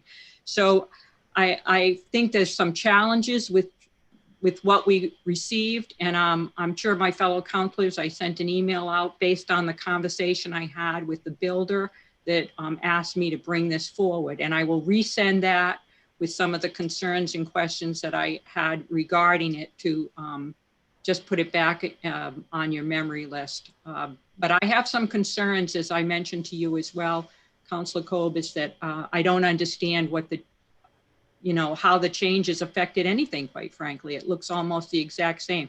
And although it says it's coming right from the planning board, I mean, that's still Gary Arasian's domain, and he does a great job. I get along with him fine. I really care for him. But the bottom line is that it's still in his domain. It's not any different than coming before the board again. So all these changes make me ask, what's the difference? What changed in the, other than possibly timing? But I go back to President Cooper. If he says no, he says no. Who supports this business owner that owns the 28 lots? That's, again, my question. And those are my comments. I am concerned about the writing, the way it was written. Very fair point. And I am very sympathetic for the particular builder as well. And so my hope is to ensure that the process is expedited and faster for the builder, while also continuing to protect our water resources in the city. President Cooper. Thank you. I just have some, based on Sarah's comments, I have some follow-up things that I think we need to make sure are baked into any changes. And that's the turnaround time, right? What's the expected turnaround time to get one of these permits or these, and then what changed from my perspective, what changed is the administrivia that goes into having to do this, right? Having to wait for the public hearing schedule, having to wait for the abutters list. They don't take a lot of time, but they take time. And I do think that there are more individuals, if you will, that are affected by the Water Resources Protection District. Maybe not Bungie, but there has to be more than just one builder. Certainly, I know I was affected when I built my single family house on West Street because I had that much of the back of my lot in the Water Resources Protection District for Manchester. So and Oars. So I sympathize with the process, but I think to eliminate it, especially around Bungie, given that it is a source of water for us in the city. Maybe North Attleboro doesn't care about water supplies, but I certainly do. And I think changing it, Sarah, as an interim to an administrative is a step in the right direction. And if that doesn't work, then we quickly come back to make additional changes. But I think this, in my mind, is a compromise between completely eliminating it and having what we have today, and with a turnaround time and an appeal process and something that I can really look at and digest and compare to where we are today. I think I could get behind. And that concludes my comments. I'm sorry. And Councilor Reynolds. I'll be quick, Todd. I do want to state that I did call Boston myself, and that they do not see the Bungie River area at all as a water protection area at all. And I don't have her name right in front of me, but I will have her name available to you if any of you would like to speak to her as well. They don't want to get into it locally, but they do not see it as a water resource area that needs to be protected. So that completes my comments. Okay, and I'm hearing it from the water superintendent that it's a potential water source. And I'm sure you have heard that. all right, any Councilor Dolan? I'll wait. I'll wait till you get all the answers. I'm good. Thank you. Excellent. So that concludes the Zoning and Land Use Committee. Move to adjourn. Second. All those in favor? Aye. Aye, and we're adjourned at 8:05. I'd like to call the licenses committee to order at 8:05, please. I am actually voting out every single license that was given to me last week. So I visited every location. So if anybody has any questions at the end, let me know. From the docket of November 3rd, 2020, I entertain a motion to approve the following 4 Class 1 license renewal application. Just Trailers, Inc. at 1863 County Street with 12 customer parking spaces and 7 display spaces. National Van Builders at 70 and 84 Pine Street with 8 customer parking spaces and 45 display spaces. Courtesy Auto Group at 11 and 16 Scott Street with 34 customer parking spaces and 172 display spaces. JT Automotive LLC DBA Kia of Attleboro and or Kia of South Attleboro at 795 Newport Avenue with 46 customer parking spaces and 195 display spaces. Second. Thank you, Ty. Mm-hmm. Any questions from anybody, comments? President Cooper? Thank you. So I just want to thank you for going and doing your visits. And I just want to confirm that each of these that you were able to talk to someone or at least see that they were at the cars on the license. They didn't exceed from what you could see the license requirements. Oh yeah, I went to every location and counted cars. Perfect. Thank you. I expected that answer, but I just wanted to make sure that we I feel really excited that I think they know that I'm coming, so maybe I got super lucky. Anyway. Maybe. Anybody else have any questions? All those in favor? Aye. Aye. Motion's passed. From the docket of October 20th, 2020, I entertain a motion to approve the following 11 Class 2 license renewal applications. Gas Plus, 80 Pleasant Street with 10 customer parking spaces and 24 display spaces. Classic Auto Sales at 11 Oak Hill Ave with 5 customer parking spaces and 23 display spaces. Mm-hmm. Coast Auto Sales, 24 Rice Street with 14 parking spaces and 40 display spaces. Blue and White Motors of 1815 County Street with 4 customer parking spaces and 15 display spaces. Automazed 885 Washington Street with 10 customer parking spaces, 55 display spaces, and 48 storage spaces. Automazed 2 826 Washington Street with 13 customer spaces, 80 display spaces, and 38 storage spaces. North Main Street Auto 44 North Main Street with 17 customer parking spaces and 1 display space. Greco Auto 83 Dickens Street with 10 customer parking spaces and 31 display spaces. County Auto Sales and Service 42 County Street with 10 customer parking spaces and 2 display spaces. Leans Auto Repair 141 Pine Street with 7 customer parking spaces and 29 display spaces. New England Automax DBA Automax Pre-Owned with 10 customer parking spaces and 100 display spaces. Before I second it, I think you meant 28 display spaces on County Auto. I think you said 2. Oh, did I? Well, that's what I thought I heard. Okay. So County Auto Sales and Service 42 County Street with 10 customer parking spaces and 28 display spaces. Okay, second. Anybody have any comments or questions? Council Blair? Oh, sorry. What was the name of the one on Pine Street? Leans. Leins. Did you go there? I sure did. Did you get in through the front gate? I sure did. I went into the office and talked to them. That's packed. I counted every single vehicle on that lot. And what was the count? Yeah, you can go down there and count them yourself. The count was, oh, why did I lose track of it? 7 customer parking spaces and 29 display spaces. 29. Okay, thank you. Anybody? Oh, I'm sorry, President Cooper? Council Dolan, refresh my memory where Auto Mazed 1 and 2 is. Auto Maze, the first one is right next to, it's a Chinese restaurant. It used to be Shanghai. Got it. Thank you. And then 2 is where Looney Tune was. Right. Yep. Thank you. You're welcome. Yeah, he at Auto Maze 2, he hardly has. Hardly any. That's why I was asking, because there weren't many cars there last time I went by. Yeah, even at his original lot, he hardly has any cars there. I'm sorry. All those in favor?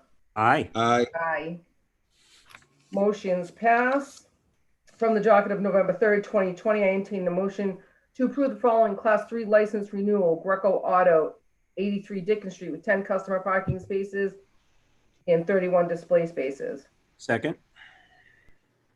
Any comments or questions on that? No. All those in favor? Aye. Aye. Aye. Motion passes.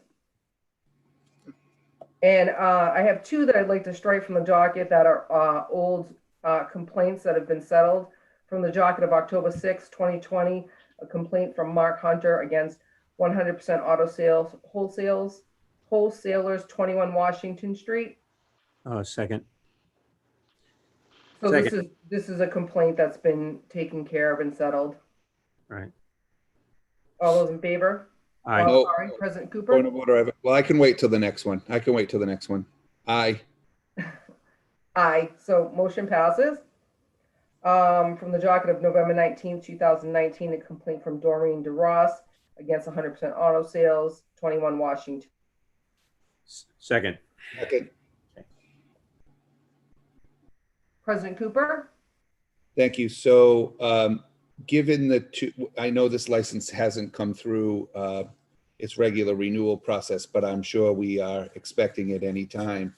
And given the number of complaints, we've had them in writing, and I've also gotten at least one phone call separate from these 2 that we talked about a while back. I believe this is the dealership next to Babe's Place. Is that right? Yes. Yeah. So in the absence of talking to the individual, I will not support a renewal license for this applicant when it comes through. Okay. Until I hear from him and he stands before us publicly and tells us that we won't keep getting complaints.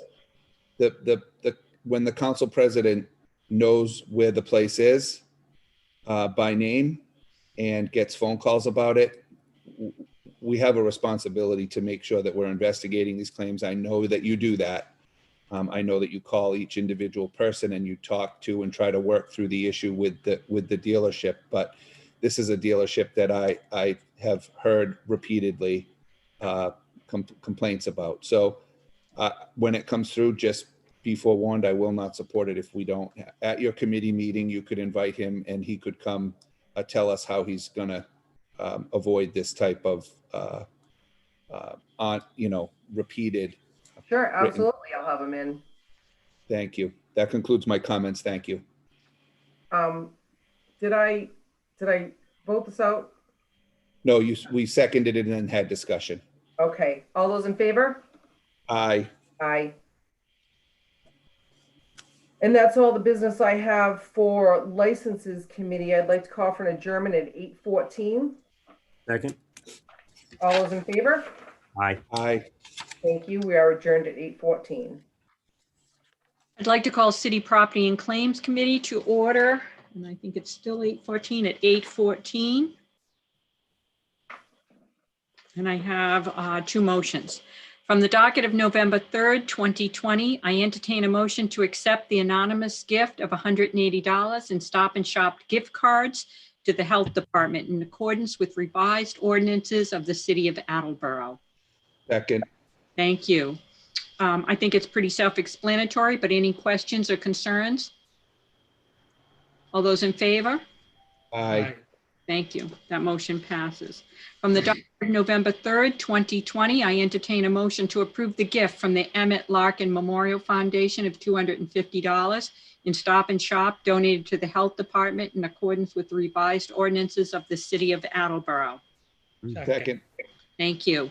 Again, I think it's pretty self-explanatory, and most of you, if you are aware of the Emmett Larkin Memorial, they've done a lot around the city and always come through in times of need. But I think it's pretty self-explanatory. Any questions, concerns? I'm waiting on you, Peter. I seconded. No, I think every year you talk about Emmett too, so I just wanted to. Well, we just presented those gift cards and the Emmett Larkin Awards Ceremony. to Jackie in the Health Department and to Mr. Perry in the Health Department for their Okay. extraordinary work during the pandemic. So Thank you. being part of that committee, which I'm very proud to be, I know. we have donated, I forget, it's around $100,000 to Mhm. It's a lot. It's a great deal of money. We appreciate it. Thank you, Peter. So all those in favor? I think I said Aye. already, but just in case. Okay, that motion passes, and that is all the business the city property claims has all the motions we have tonight. And I would like to call for an adjournment at 8:16. Second. Okay, and we are that motion. All those in favor? Aye. Okay, and that passes. We are adjourned at 8:16. Thank you. So I'd like to call the Special Committee on Rules and Procedures to order at 8:15. Sitting on this committee is Councilor Dolan and Councilor DeSimone. I have one motion to bring before you this evening, but before I do that, I'd like to have a discussion with you regarding a piece of new business that I was asked to write. And it is Councilor DeSimone, at your inspiration. And it is for the mayor consider that approve the local option of 940 CMR 29.0123 and 10. And the new business includes the purpose, the scope, and other provisions, the definitions, the notice posting requirements, and the remote participation, which is the spirit and intent of the whole piece of the new business. 940 CMR 29.01, in addition to allowing remote participation beyond a pandemic, changes the way that we give notice to the public on our meeting schedules. And the short strokes of this is that instead of filling up the city hall window with sheets of paper that you have to pull over and read if you want to see a notice, or look for the special meeting notice outside the city clerk's office inside City Hall, everything will get posted on the website. And I believe that in 2020, we've reached a point where this is feasible and adequate. So, Councilor DeSimone, I know that you have looked at 940 CMR 29.01 carefully, and I copied it verbatim for the new motion business. The measure can be put through either with a majority of the council or through the mayor's consideration, but I did personally discuss it with the mayor, and he is very amenable to sending that down to the council for a motion. So I wanted you to know, councilors, that this was coming down the road. I was going to present it October 20th, but I wanted to have an opportunity to discuss it with my committee members before I put it in front of the council. Do either of you have any comments? I think it's going to be oh, I'm sorry, may I? Yes, please. Thank you, Councilor Conti. I think it's going to be a good addition to the rules of procedure, because what we have before us now is going to continue in the future. Although this particular provision requires that a quorum be in person, it lets a councilor on occasion as needed in health circumstances or others to be remote as necessary. So I think it's just part of the new way of doing business. Yes, Counselor. I remember I was at a convention in Las Vegas a couple of years ago, watching the council proceedings, and just like tonight, biting my lip because I really wanted to talk, but I at that time had no way to do it. So I fully support this measure. I think that if just because you get sick or you're on crutches, you certainly could be a big addition to the procedures of the council. Right. Counselor Cooper, you have the floor. Thank you, Council Conti. So I'm in full support. I think that this is the way we should handle Zoom or remote meetings in the future outside of a public health emergency. I think the only thing, and when Council DeSimone mentioned this to me a couple weeks back, when you have nothing to do after these meetings and you're home, still in front of your computer, if you want to fall asleep, you could read this. But I was somewhat struck by the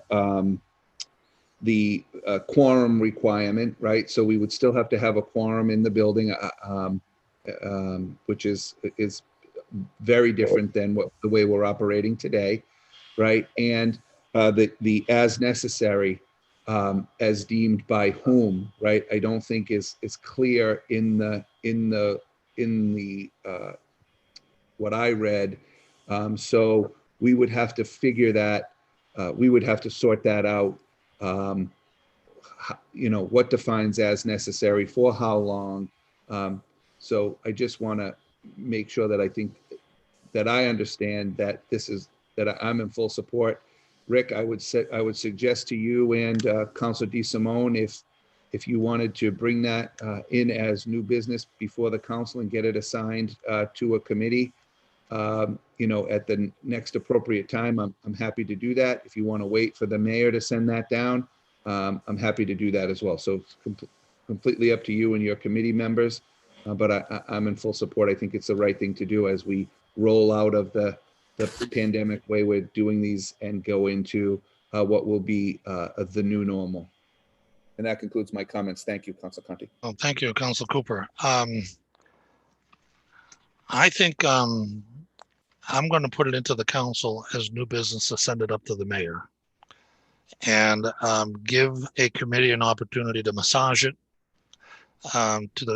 because the reason why this CMR is written this way is so that local bodies can impose their own desires. And so I would like the council committee that you assign it to do exactly what you were saying. Come up with when and where and why and how, and then send it up to the mayor so that it can come down for a vote. And it will be in front of us in the next meeting. Thank you. I appreciate that, Rick. You're welcome. So with that said, from the docket of May 19th, 2020, I entertain a motion to approve the revised Attleboro Municipal Council Rules of Procedure 2020 edition. Second. Thank you. So our rules of procedures can be altered and changed and added to at any time. What I would like to do is keep this moving forward so that we can actually achieve a revised Attleboro Municipal Council Rules of Procedures. This has gone on for a considerable amount of time. Councilor DeSimone, I am so grateful. I cannot begin to tell you how much I appreciated what you did 3 weeks ago running through that rules of procedure. You gave it a master's hand, and I am very, very pleased with your work on that rules and procedures. I can't thank you enough. Thank you, Councilor Councilor Dolan. Conti. Councilor Dolan, you have the floor. Yes, I agree, Councilor Conti, and thank Kathleen for all her work. Because as President Cooper said, if you're up and you want to fall asleep, It's not that. that's another thing for I me. find this stuff interesting, but I guess it's. But she made it very succinct, cleaned it up, made it much less painful to go through. And again, if you're bringing it out of committee, as is the most recent copy that I I assume that's correct. Okay. And like you said, we can change it if anybody has any issues, and you know, kind of like the ordinances. But yes, thank you, Kathleen. Thank Oh, you. Thank you. Thank you, Laura. Yes, thank you, Councilor Dolan. Going forward, I would like to see this document to become a living document, rather than it going for 15 or 25 or 50 years without a review. That when a counselor discovers a better way of doing something, brings it on the floor and proposes it as a change. It's too painful to go through the whole thing in a rewrite. I'm glad we're at this point, and I recognize Councilor Cooper. You have the floor. Thank you, Councilor Conti. I'm thrilled that we're at the point we're at. I thank everybody for their work in getting a comprehensive revision of the document. One thing, I have the last one that you gave me, Rick, the printed copy. I haven't checked my email. Virginia said one did come in, so I will. That'll be my assignment tonight. That'll be my homework. I'll do that tonight when I get home. But there was another issue that I had spoken to Councilor DeSimone about that I want to make sure that we addressed in this most recent version, and that is the duties of the different committees and the chairs of each of the individual committees.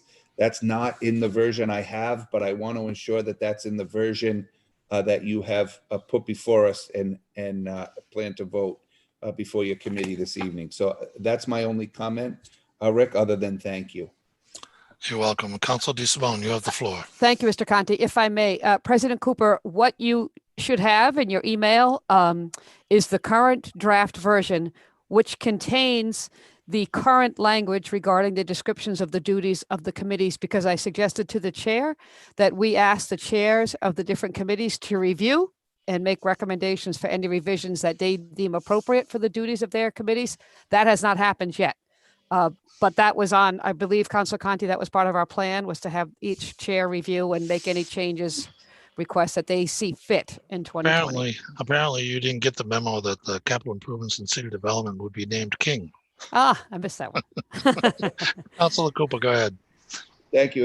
If I may, so the accountability is on each of the committee chairs to say one way or the other if they agree with the duties that are currently written in the rules and procedure, because after the vote, you own it. You own it today, but if there's no change, simply respond back to Virginia that your section for your committee has no change. If you think that there's a change appropriate to another committee as you review things, it's again your responsibility to get to Virginia, to get it to Rick, that perhaps we should have some additional discussion about the duties of XYZ committee. One committee that comes to mind, Council Waterman, is Personnel, Veterans, and Human Services Committee, right? Because we changed the title of that committee. So that needs to be done. That work needs to be done to make sure that that work is included in the description. So thank you, Kathleen, for getting that put back in. And I think I might have opened the document, Councilor Conti, and I think with all your track changes, it was 50-something-ish pages. So I will, and Virginia and I confirmed that today, that was the most recent copy. So I will take a look at it. But thanks again. Really. So the chair recognizes Councilor Blair. Virginia have the copy of that in her office? Yes, she does. Okay. I'll get a copy from there. I like a hard copy, you know that. Councilor DeSimone and then Councilor Reynolds. Thank you, Councilor Conti. Just to be clear for all members, what you should have received in your email, based upon an email sent a couple weeks ago, is a 27-page draft that is clean. It's clean. It doesn't have all the edits and markups because I can't stand to read a document that way. So I did email it pursuant to a meeting a few weeks ago. It's a 27-page document. I can make hard copies and put them in your boxes, but I did email it with appendix materials and a general outline of the changes that were made. I will resend that email if people didn't get it. I'd be more than happy to. I just want to make sure, frankly, we're all on the same page, so that we're all talking about the same document. So I will. Would everybody like me to resend it for the sake of ease? I would like a hard copy I would- in my box. please. Hard copy. Hard copies in the boxes would be appropriate. Done. They'll be in tomorrow, and I will resend the email tonight. Sorry to cut down the trees. Councilor Reynolds. That was really only my concern, is to have it resent an email. I think I know which one it is, but then when President Cooper said something about 52 pages and then a colleague says Might have 27, been an I'm like, okay, exaggeration. maybe I have the wrong one. So somebody, just please send it again, and that way I don't have to search through it. I will, Sarah. Thank you. Thank you so much. Councilor Dolan, did you have your hand up? I did not. Okay. Does anyone have any other comments on the motion?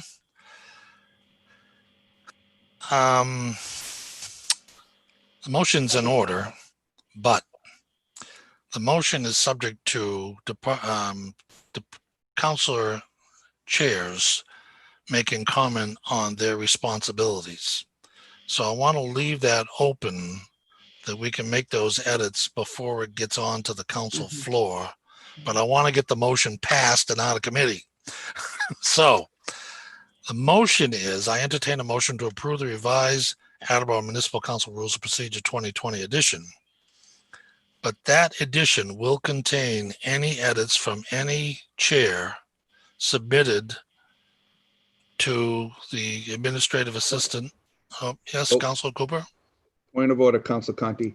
So if you vote this out of your committee tonight, when it comes before the full council, at the next full meeting of the council, you would have to accept all changes as amendments to what you voted out of your committee.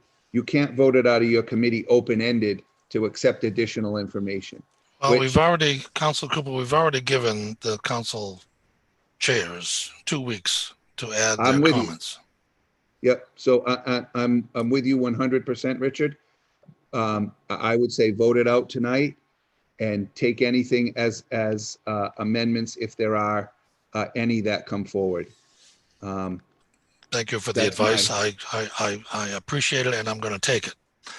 So the motion on the floor is, councilors, the committee to accept and entertain a motion to approve the revised Attleboro Municipal Council Rules of Procedure 2020 edition. We have a second. Councilor DeSimone, thank you. All in favor say aye. Aye. Aye. Motion passes unanimously. That concludes the business of the Special Committee on Rules and Procedures. I thank you for your participation. I entertain a motion to adjourn. All in favor say aye. Aye. Aye. I declare the committee adjourned at 8:32. Thank you so much.